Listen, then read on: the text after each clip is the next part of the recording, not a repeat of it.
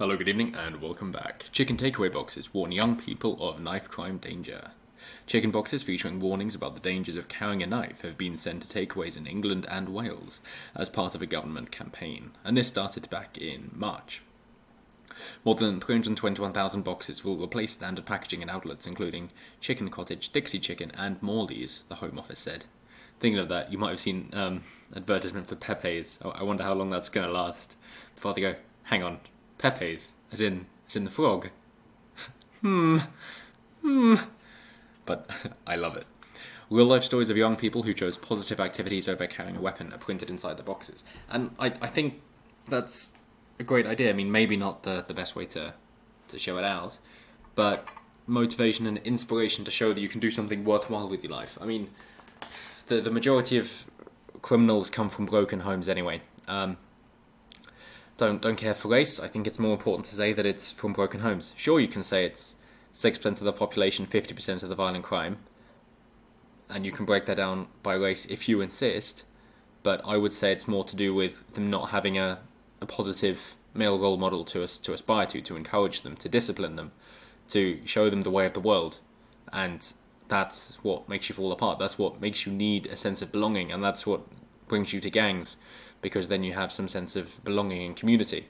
And that's why the army always used to go to the working class places to recruit, because they think, hey, we can get these people from broken homes and kind of catch on to the idea of a cult and a community and a gang, and do it through the army, and therefore giving these people purpose. And it was normally white working classes as well back in the day, but that's just a demographic shift. And through doing that, then we can decrease the amount of crime, because now people are doing something worthwhile, especially when they're doing something physical, especially young boys doing something physical. How the hell do you expect them to behave properly if you're saying, yes, sit there, stay still, don't talk? It's like, no, that ain't going to work. No wonder you've got so much increase in medication and children in single digits being medicated for ADHD. So, well, that's just boys being boys. Bloody hell. What do you expect boys to do? You actually expect them to behave like girls.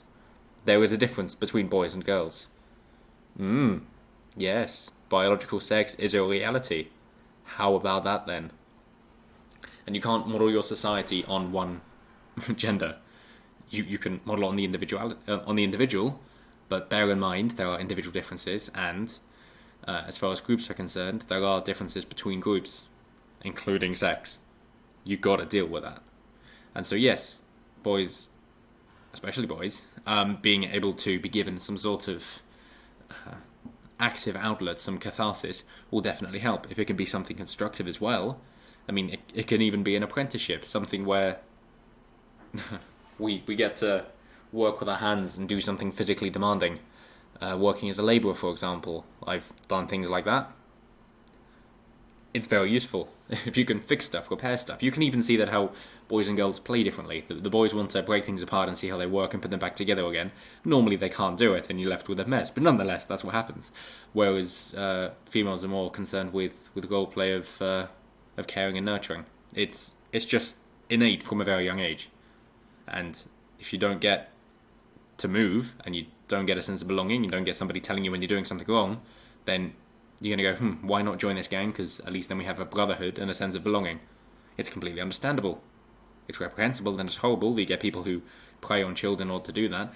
And then you want to bring in drugs as well because you're not happy with life and therefore you wish to tap out from reality. You wish to numb yourself to the reality of the world and therefore you're taking drugs. And therefore you're encouraging these people to ship your drugs around for you. Also reprehensible.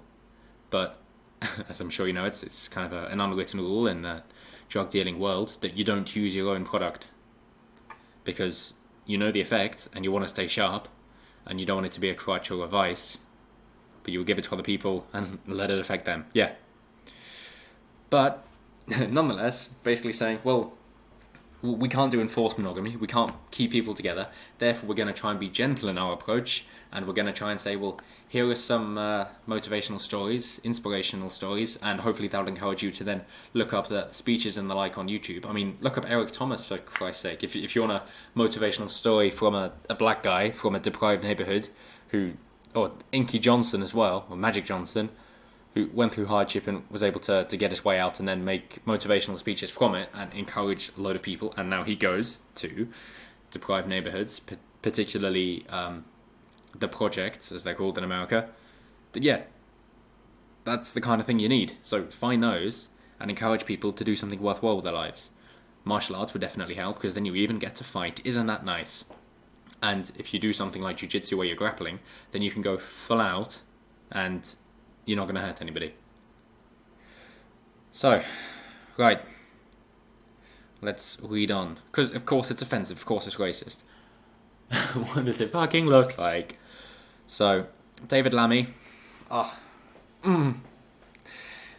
wrote on Twitter, "Is this some kind of joke? Why have you chosen chicken chops? What's next? Hashtag knife-free watermelons."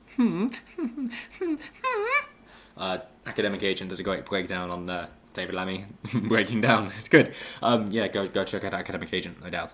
But no, we're not saying that. We're just saying that the reason for it, if we just move on, is what's been known as chicken shop grooming.